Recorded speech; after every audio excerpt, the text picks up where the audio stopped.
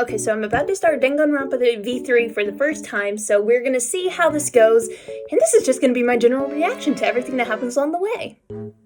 I hope I like it.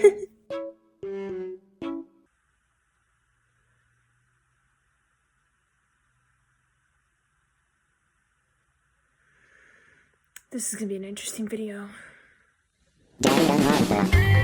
After I'd finished playing through Goodbye Despair, I was a little hesitant to get started on the next entry in the series, Danganronpa V3, Killing Harmony. Even as a newcomer to the fandom, I had already heard that it was the most controversial game by a long shot. People told me it was the best game, other people told me it was the worst one. And now that I've played it, you saw the intro. I had originally planned on this video being released sometime in September of last year, but over the course of 3 months, I've revised the script as I've talked to more people about Killing Harmony and spent some time reflecting on my own experiences. And even after all this time, I still find myself split on what to make of this game. And I know I'm not the only person who struggles with that. But why? Just what is it about V3 that makes it so polarizing among the fanbase? So, let's try to answer that today. We're going to be analyzing the most divisive parts of Killing Harmony and discuss how they might have impacted a player's experience for better and for worse. Of course, I'm going to be offering my own opinions at the same time. Because I didn't spend $40 on this game to not vocalize my own hot takes. But I'm still going to try to explain and understand the different sides to the best of my ability. So join me as we dive once more into the Killing game, and let's figure out, why do people hate Danganronpa V3 Killing Harmony?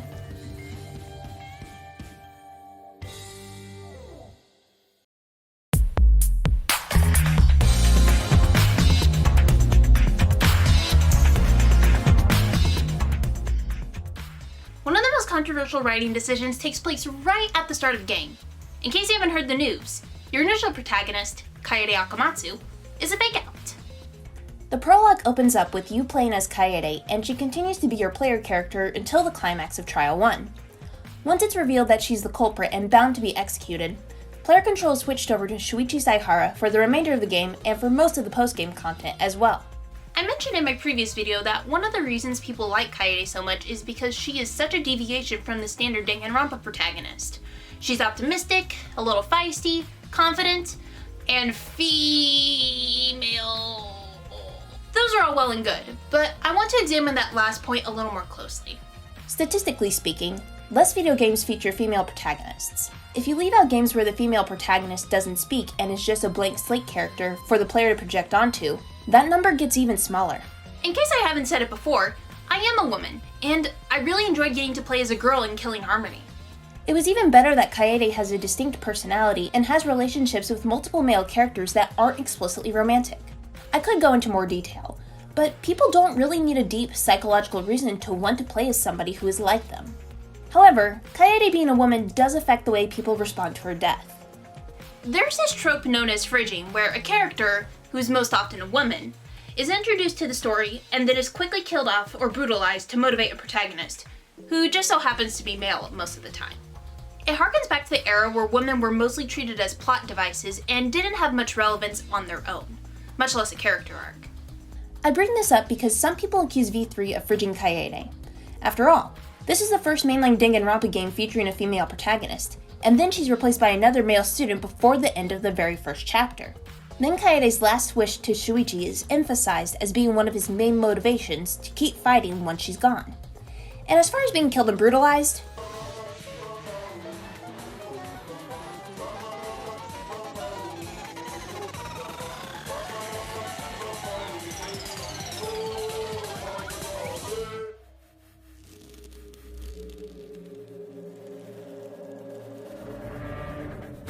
yeah, that tracks.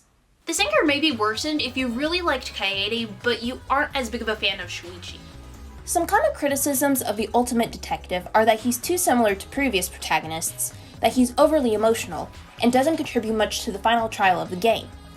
Others have expressed in the comments of my own videos that they felt that his hero's journey was rushed, and he almost gained too much significance too early. And some people may have no problem with him, but just would have rather had a girl because she was different. Trust me, I'm upset that Kaede got killed too, but I hesitate to take it as far as to say that she was fridged. She had a more significant impact on the story outside of dying in a gruesome way, and her sacrifice is still remembered throughout the story. Besides, Shuichi did have people he wanted to fight to save from the school other than Kaede, and for what it's worth, I would have missed his character arc if he had been killed in Kaede's place. It would have been interesting to see if people's opinions would have changed if their genders were swapped, made the same, or we started playing out as Shuichi and then switched over to Kaede. The world's never gonna know. But the fact that people disagree over who should have been the protagonist of the game already sets the stage for how people are going to receive V3. Because if you already don't like the character you're playing as, then there's even less chance you're gonna end up liking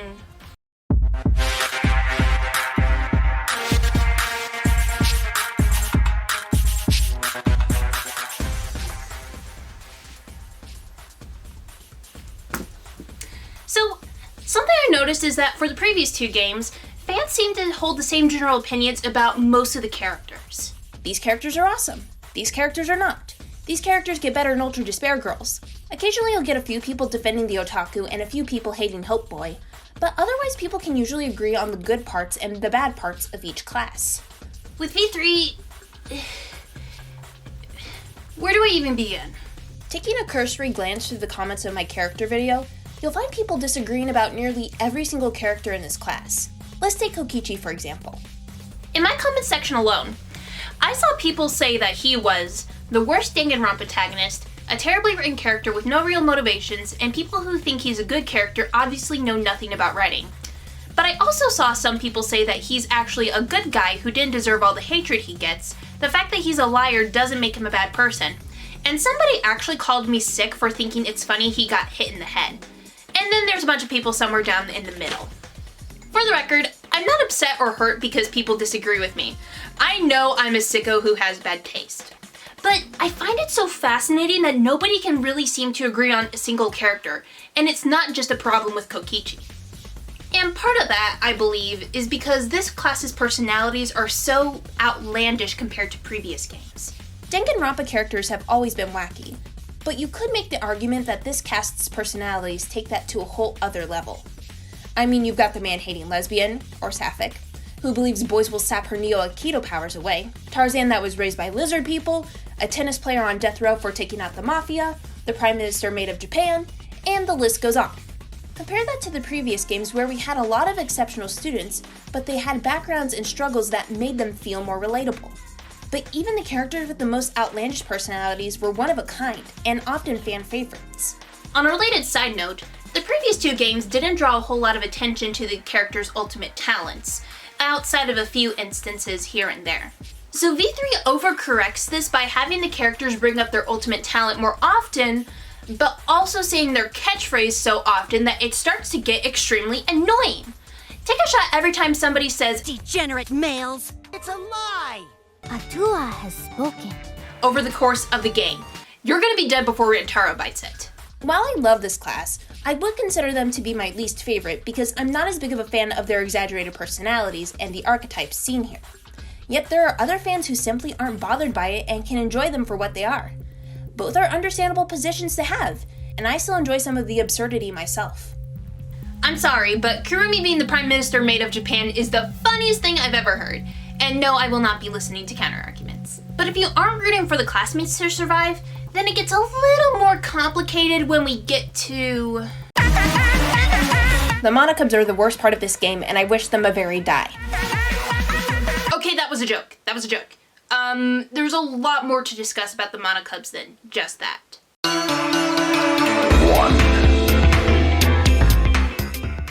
The Monokubs are the new mascot characters and fulfill most of the responsibilities that Monokuma had in the first two games, save for running class trials. They do the morning and evening announcements, help issue new motives, enforce rules, etc., etc., etc. Except these roles are split between 5 cubs: Monotaro, Monosuke, Monodam, Monophony, and Monokid. They're all really well designed. Monotaro is my favorite. And if their style of humor suits you, then it can do well to break up the tension of the game. And come Chapter 6's reveal, their inclusion makes for some very interesting meta-commentary about the nature of video games and ongoing series. So there's plenty of reasons for somebody to like them. I wish I could say the same thing! I think they're a waste of space. And that comes down to one particular reason. Time. See, when Monokuma was the only mascot character, nobody else was competing for attention as the game's main antagonist for 5 entire chapters. This gave the writers plenty of time to establish who he was through his interactions with the students and his nighttime theaters. By the end of the first chapter, one thing is made especially clear. As silly as he is, Monokuma is a serious threat to every single student. When Monomi was added to Goodbye Despair, some of Monokuma's screen time had to be shaved off to make room for her. But enough time was still dedicated to show her interacting with students, her big brother, and the Future Foundation that you get a good understanding of Monomi's role as a foil to Monokuma. There's maybe 1 or 2 instances where you get to see any of the Monokubs acting by themselves as individuals, but these moments are few and far between. Most of their screen time is shared with each other and/or with Monokuma. With less lines to establish their characters and less time with them one-on-one, some players may find it hard to really form an attachment to them. This isn't helped by the fact that a lot of their dialogue is them sucking up to their father or doing stand-up comedy with one another. Obviously, humor is subjective, and plenty of people think they're funny. I don't. I've gotten a better laugh out of somebody jingling keys into a microphone. Oh god, my sense of humor is broken. And I want to mention this because I don't know if it's just a me thing or if it's something that other people agree on, but why were they included in the executions?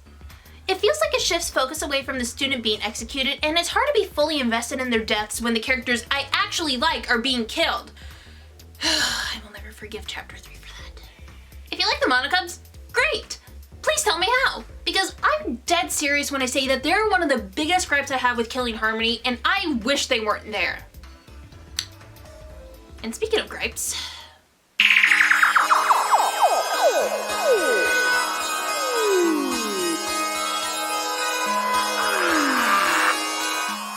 An issue that I have with my character video is that I don't think I did a good job of fully explaining why certain characters' portrayals have upset me. And so I'm going to rectify that now and try to elaborate. Now, I'm a firm believer that art should be allowed to explore dark subjects, and I have seen many great examples in popular media where they have used dark topics effectively to further the story. But research has shown that media does tend to influence the way that people perceive the world and other groups of people in it. So the argument fiction is fiction can only be used so many times before you have to ask, how does this fictional work impact the real-life audience? Granted, I'm studying media theory in college right now, and so my brain has been in perpetual analysis mode for the past year. But right now, I'm not going to criticize Killing Harmony for including these tropes by themselves. I'm more so going to discuss why there are problems with how they're portrayed. First up, my boy Korekio. Chapter 3 reveals that he was in a romantic and presumably physical relationship with his older sister. Incest is a form of abuse, and that is not up for debate. The possibility that he might have been groomed into this relationship by his older sister is a popular fan theory, but it's one that's never fully discussed within the context of the game. So the game's decision to depict him as having rapey undertones in his love suite scene and as a serial killer is already on shaky ground. Not to say that serial killers haven't been abused before, but men's trauma, especially related to sexual abuse, is already downplayed compared to women's, especially if that abuse is at the hands of a woman herself. And I can guarantee you that fan reception might have looked a little bit different if their genders were swapped. What makes this worse is that Korekio has another personality in the form of his sister, but the details are a little bit fuzzy on what exactly his sister's personality is. Some people have said that she's a tulpa or a ghost, but for all intents and purposes, you could very easily read him as having DID. The split personality serial killer is a very harmful trope that has been used to villainize people who have DID and schizophrenia, and it is the second time that they've had a character fall into this stereotype. Even if it is a popular trope, people who have DID have found this to be a very hurtful portrayal of a very complicated condition that many people still don't know much about. Next, there's the 4th chapter where brother and sister Monotaro and Monofini engage in a torrid love affair with one another. So we already have more incest. But I will concede that this is slightly easier to swallow because there isn't that inherent power dynamic that comes with an age gap. But there's also this scene.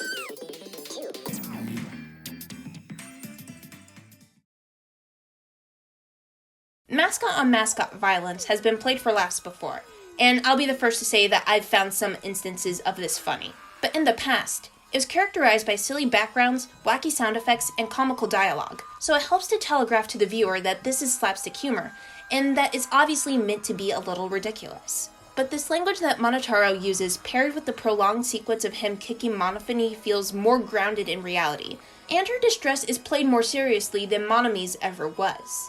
Call me sensitive. I know I'm sensitive, but I have a hard time finding something this jarring to be very funny. And then there's Angie, the only dark-skinned student in this class, the darkest-skinned student in the entire series, and she's religious. That in itself is not a bad thing. The problem is that her religion involves concepts such as group orgies as a coming-of-age ritual, regular blood sacrifices, and she eventually uses her religion to start a pseudo-cult in the form of the student council. As somebody who's very light-skinned, very landlocked, and very American, I realize that I'm not exactly authority on the subject, and there's a lot of nuance that I'm going to miss by including this in my discussion. But I still feel like it's worth pointing out that some people have found Angie's portrayal to be a little bit racist, and that is for the following reasons. She has the darkest skin tone and is portrayed as being manipulative and two-faced towards a lighter-skinned cast, and it's never challenged that she has ill intentions. Her native non-Christian religion is portrayed as being harmful and worthy of ridicule. This is not helped by the fact that the name Atua is very close to the Hawaiian word for God, and he's depicted as being a destructive, less than benevolent force. And then there's the whole subject of the sexualization of her character and her people's cultures as being a common stereotype associated with Native Islander women, and some people have come forward to say that it's actually dangerous to do so. Evidently, there is no confirmation where exactly Angie is from, even though most people suspect that she's Polynesian, and the discussion of localization and differences in culture adds another layer of nuance to this conversation. But I do think it's a valid perspective that's worth further consideration.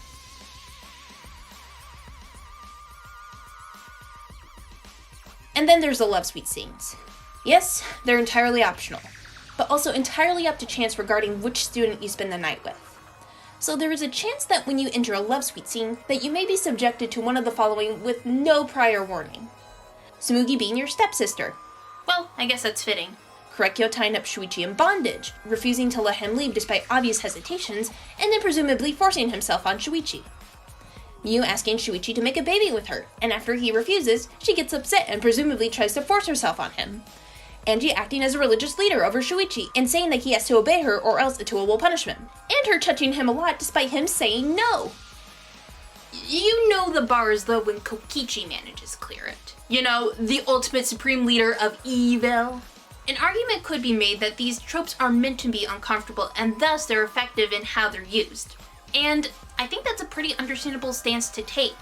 I'm not ashamed to admit that I could see some of these ideas working to make the story even stronger. And if you like the way that some of these tropes are used, then that's totally your prerogative. I'm not going to judge you for thinking that. But I ask you to consider if there wasn't another way to make people uncomfortable without falling back into tropes that many people have found damaging or even triggering. Because if a story uses harmful stereotypes or doesn't handle serious subjects with a degree of care, then it can alienate portions of an audience, reinforce negative attitudes towards certain groups of people, and otherwise sour their experience. Luckily, most of these parts are small compared to the entirety of...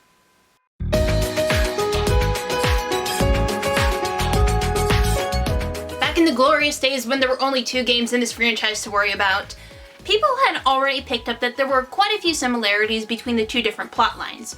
For example, 3rd chapter has 2 victims. 5th chapter has a twist associated with the victim and the killer. Hope and despair. Protagonist is in a Hogan. 3rd chapter has the killer lose their mind. Pervert gets killed off. 4th chapter kills off the big friendly giant. The totally straight best friends. Insert imposter joke here. Boobs, the most tragic event in human history. You get the idea. So by the time the 3rd game rolls around and you see some of the same tropes cropping up again, you have to stop and wonder if they're going to take these things in a new direction or if they're just going to double back and do the same thing as before because that's what's familiar. And depending on the kind of person you are, you might think about V3's use of familiar tropes in a few different ways. Some of these tropes are recycled and the repetitive nature can be off-putting. Because, yes, we've seen this before, and this version may not be as well done as the first or second time. Or even if it is, it can still lessen the impact because it's not as shocking to us anymore.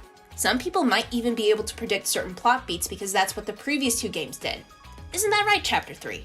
But you could also say the familiar tropes aren't necessarily a problem because the tropes are what make a Danganronpa game a Danganronpa game. The fun comes from seeing what will be different this time, and how some of the familiar tropes are even played up for laughs. It's a popular theory that the references back to the previous 2 killing games are intentional on the part of the developers. And given the conclusion of the game, I do think that's what they're going for. It's like satire or parody of your own work, and it can add an extra layer of enjoyment to the familiar tropes at play. And personally, I didn't find the callbacks to the previous 2 games to be too unenjoyable. In fact, I would actually say that they improved on some old ideas. The motive videos from Chapter 2 were very interesting and played a much bigger role than I had anticipated. Himiko's friendship with Tenko and Angie was everything I had wanted for Hiyoko and Mahiru. And while I do think Chapter 5's culprit twist was underwhelming, I felt like the drama surrounding Kaito's self-sacrifice was more impactful than Chiaki's was. Enough of the game felt fresh to me that I actually forgot about junk food in the Despair Squad. As far as I was concerned, I was exploring a new mystery that wasn't related to Hope's Peak Academy, and Monokuma just so happened to be there. Ironically, the only derivative thing that really bothered me about V3 was when in Chapter 5 they tied everything back to Hope's Peak Academy, because that should have been the part that I expected the most. And even then, it's not something that bothers me too much. Tropes are not inherently a bad thing. It all comes down to which tropes you like and whether or not you enjoy seeing them again. You know what else I like? The soundtrack is phenomenal. I love Masafumi Takada's work, and he absolutely knocked it out of the park this time. And some of my favorite songs in the whole series are on these albums. Monokubs' inclusion aside, these executions did not disappoint. All of these surpassed my expectations in brutality, despair, and even my least favorite did a good job of making me squirm in my seat. Say what you will about Shuichi, but his friendship with Maki and Kaito was adorable. I like that there was dedicated screen time to them just hanging out and getting to know each other. Did I mention the school is gorgeous? Because it is. The Shrine of Judgment is my favorite place. All the new minigames are very cool, even if I'm not very good at them, and Mass Panic activates my flight or fight response. This line hurts me every time, and God, I love Maki so much. When these love suite scenes succeed, they soar. Ryoma's might be my favorite. Kaito's is hilarious, and I choose to believe that this is confirmation that Ganta is supportive of trans rights. Okay, I've been putting this off long enough. It's time to address the elephant in the room and talk about the main reason why nobody can agree on this game.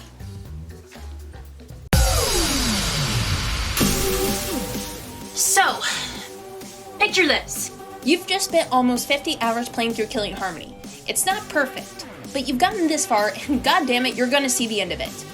You've met the 16 students, fallen in love with a few of them, inevitably had your heart ripped out once or twice, and you're ready to see how this all shakes out in the final trial. So with your head held high, you walk into the Shrine of Judgment, prepared to reveal the mastermind, ready to escape and leave this horrid school behind you. And what are you told? It's a lie! The characters' backstories, the end of the world, Hope's Peak Academy. None of it is real. Danganronpa is a fictional series in this universe, and it got so popular that the world started to create real-life killing games by taking volunteers, wiping their memories, replacing them with false information, and then setting them off on each other for their own entertainment. These 16 students were all willing participants of the 53rd killing game, and Tsumugi is the mastermind, working for Team Danganronpa to provide entertainment to the outside world. After convincing the rabid audience to stop supporting Danganronpa and forever losing Kibo to the masses, Shuichi, Maki, and Himiko are allowed to leave the academy to explore the true outside world, to go find out what the truth is for themselves. So, a lot of people have asked me since I've started my channel, what do I think of the ending of Danganronpa V3? And before I get into talking about why I think it's so divisive, I think it's important to start off with my own experience while playing the ending.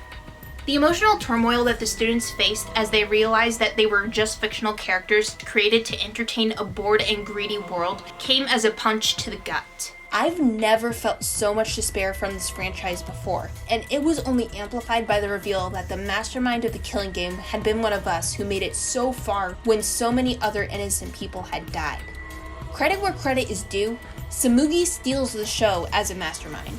And once the outside world starts flocking in, flooding the room with their own opinions, which are sometimes a little too accurate, you really feel the weight of just how tiny you are in the eyes of the true mastermind of the game, the outside world. Even if you do kill Tsumugi, you have to face them and their desire for Danganronpa to continue. And in a way, that may mean you have to face yourself. Because, let's face it, fans can be extremely entitled. We may not all be as entitled as the fans that we see here, but do you ever stop and think about if you have that potential within yourself? Because I do. People get upset when something doesn't go how they want it, or when a pairing they want doesn't go canon. Some people may make a few angry tweets about it, but others will go as far to send death threats to people who are just doing their job. Content creators can be pressured to keep churning out more of the same thing because the audience wants to see more of it. The same people heralded as gods can be made into public enemies the second they slip up, sometimes for honest misunderstandings. Obviously not all fans are like that, and content creators have made genuine missteps that they should be held accountable for. But part of me can't help but wonder if one of the reasons that people don't like the ending of V3 is because it implies that this is how the creators over at Spike Chunsoft see us. It's an unpleasant thought to have, and frankly, it's one that I don't like to have either. But if that's how they see us, then when the students start resisting the outside world's whims, it's sending a message to us beyond the screen. You don't need more Danganronpa content to make you happy. You can be happy with what you have. And if you aren't, you can find other ways to achieve it. We got Danganronpa where it is now, yes, but at some point, we need to be able to let go. There's more for us out there than just this franchise. Not a lot of games have the audacity to call out the people who made them what they are, and props to Spike Chunsoft for doing so.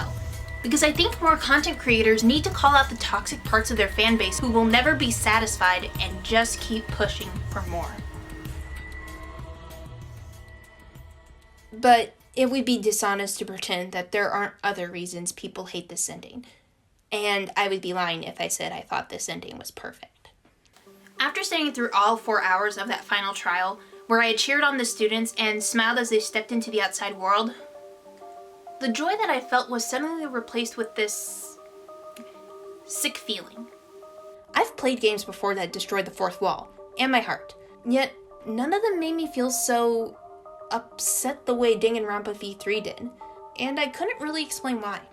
I recorded my reactions while I played this game, and in the aftermath, I spent a long time reviewing those videos that I had taken and tried to figure out why I was so upset by the ending. And that's when I found this.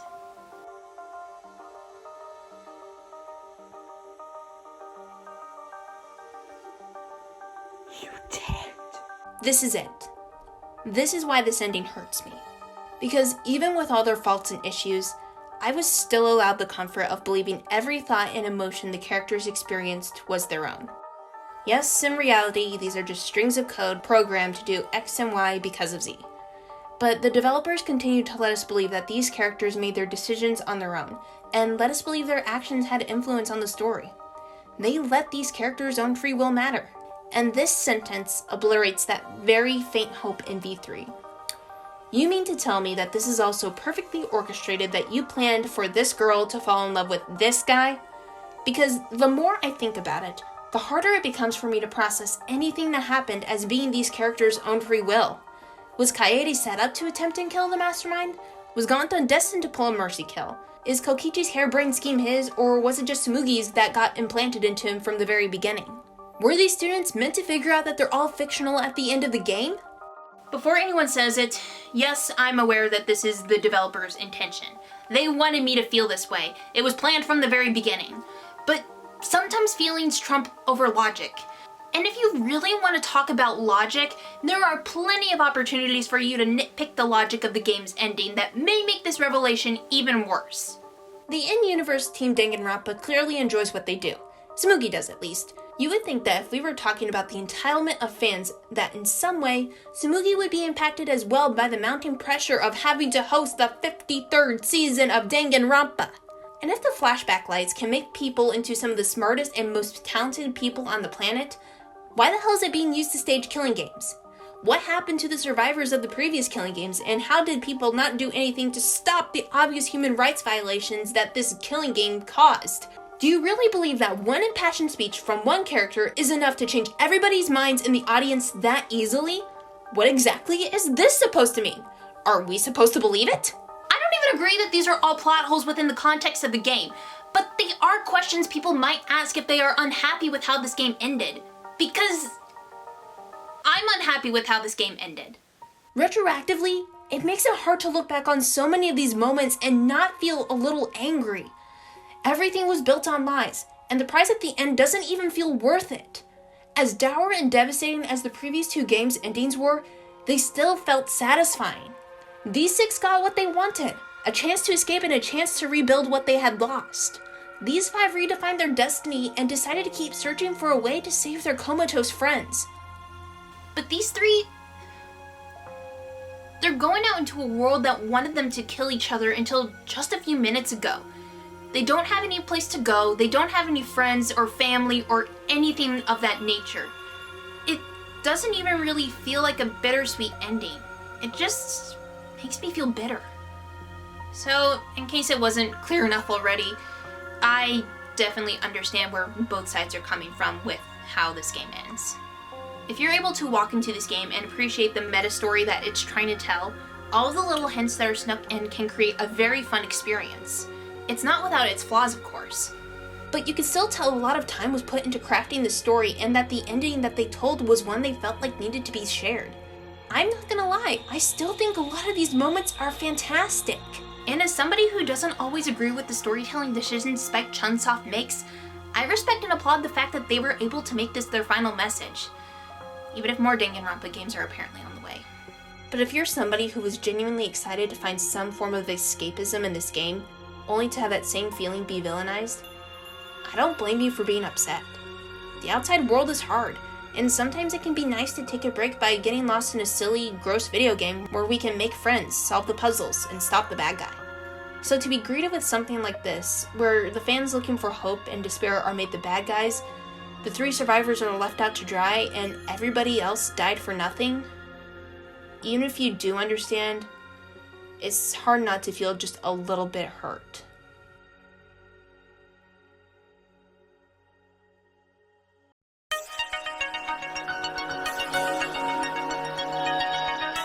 Danganronpa V3 is no masterpiece. Bold take, I know. Like its predecessors, it has its shining moments of glory and its major issues that fans will constantly debate about. But I do think this game deserves the reputation as it does for being the most divisive, and not just because of the ending. Killing Harmony's biggest fault is that it never set out to tell a story that would meet its audience's expectations, and fault is in big quotation marks here. While we can debate all day long about whether or not this character is good or if this plot device was bad, I don't think we're ever going to reach a definitive answer. Some stuff just works better for people than others. And so at the end of the day, I'm perfectly happy saying that I liked Killing Harmony even if I have a lot of problems with it. It made me feel a lot of things that I didn't fully expect, and it was one of those games that I couldn't stop thinking about for days on end. I don't think I would have been able to have made this video if I couldn't say with my hand on my heart that I think people should play this game. But as for me, I think I'm going to be taking a little bit of a break from this game. I know I'll come back to it one day, and who knows, maybe my thoughts will have changed by then. But only time will tell, and I'm looking forward to when I get around to playing Killing Harmony again. Thanks for watching, everybody. I know this video was a long time in the making, and I appreciate all your patience. But until we meet again, I hope you all stay warm, or stay cool, wherever you are, and stay safe out there. This is TinyLeaf, signing off.